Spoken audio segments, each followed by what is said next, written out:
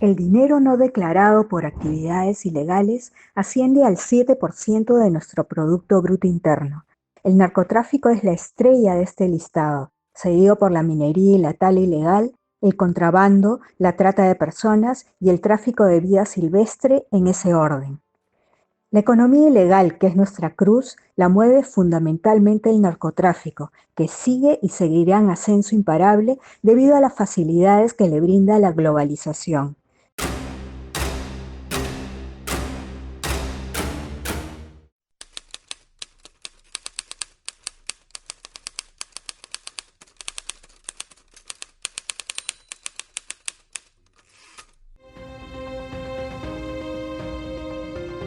El Perú es el segundo productor mundial de cocaína después de Colombia. Acá no hay grandes cárteles como en Colombia y México, sino bandas que funcionan de intermediarias en la cadena de exportación. En el Callao, los magos del puerto hacen de las suyas, y los norteños, liderados por los López Paredes, son el nexo con mexicanos y europeos. En el Perú cada vez cobra mayor relevancia. Recordemos que en las elecciones municipales y regionales del 2014, el Ministerio del Interior identificó que más de 100 candidatos tenían vínculos o algún tipo de asociación con narcotraficantes.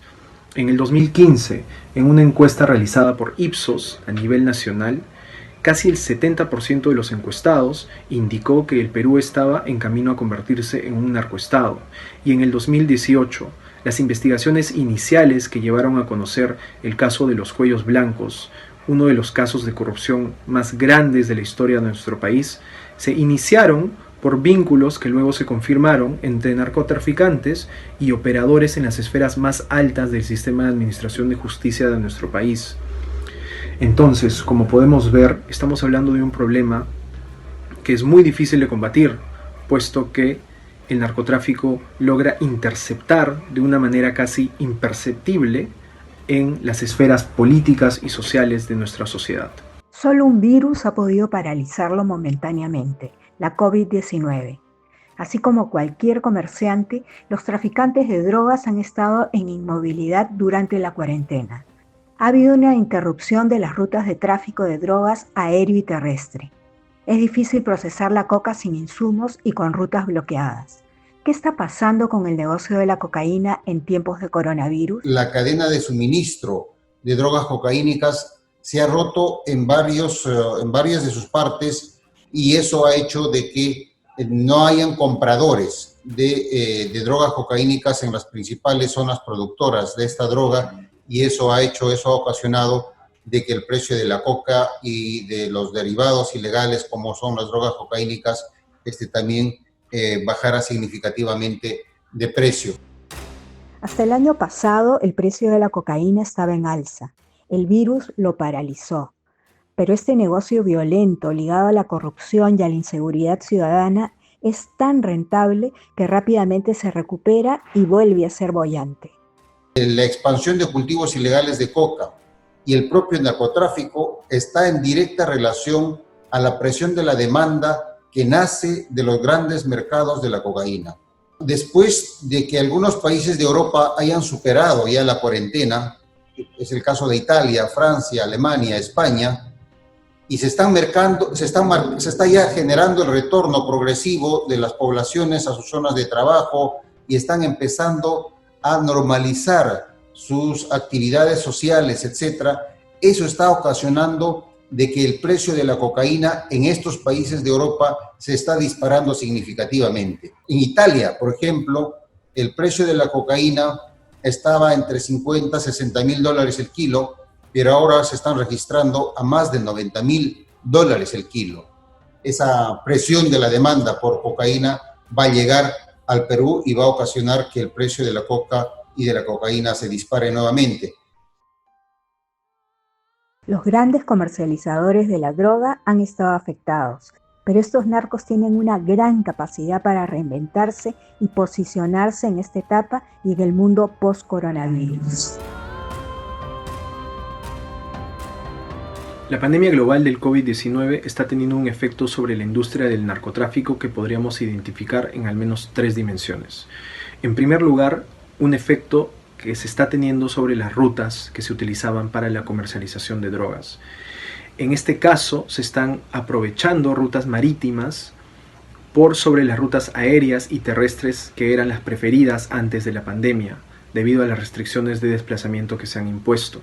En el Perú, por ejemplo, el río Ucayali cada vez cobra mayor relevancia, no solamente para madereros ilegales, sino también para narcotraficantes.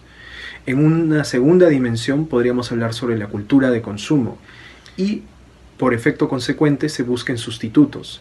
En Estados Unidos y Europa, por ejemplo, se está sustituyendo el consumo de heroína por el fentanilo, que es una sustancia mucho más potente y mucho más letal y peligrosa. Y en una tercera dimensión, quizás la más peligrosa de todas, podríamos hablar también de los espacios que están aprovechando las organizaciones criminales como efecto de los vacíos que está dejando o evidenciando en todo caso la pandemia.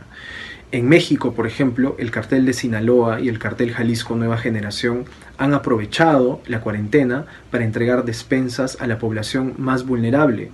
Como siempre, los verdaderos perjudicados han sido los jornaleros y mano de obra volante que trabajan en las épocas de cosecha de la hoja de coca. Para los pequeños productores que le venden a la empresa nacional de la coca, en cambio, no ha habido perjuicio. Y estos precios de la hoja de coca han generado también éxodos o retornos de familias que se habían internado en el BRAE y otras cuencas cocaleras para trabajar en la cosecha de la hoja de coca. En la medida que la coca perdió valor, entonces no había forma de que sea rentable esta actividad, este trabajo temporal que realizan familias especialmente altoandinas. Los registros de compra y de comercialización de hoja de coca de parte de NACO han aumentado significativamente si comparamos con periodos similares de los últimos años. Entonces yo diría que más bien los pequeños agricultores se han visto favorecidos porque NACO les ha comprado el precio de la hoja de coca y como sabemos el arroba de la hoja de coca que paga NACO es de hasta 120 soles. Pero por supuesto, NACO tampoco no está en la capacidad de cubrir la producción de todos los pequeños agricultores a nivel nacional, sino solamente de los que están empadronados en los padrones de esta empresa estatal. Un bicho nos ha paralizado y de paso noqueó por unos meses al narcotráfico. La pandemia desaparecerá tarde o temprano. En cambio, es mucho más complicado desterrar a este otro mal bicho que está enquistado en nuestras economías y en nuestro tejido social. Todo te dice que sos, así es como te ves, sé que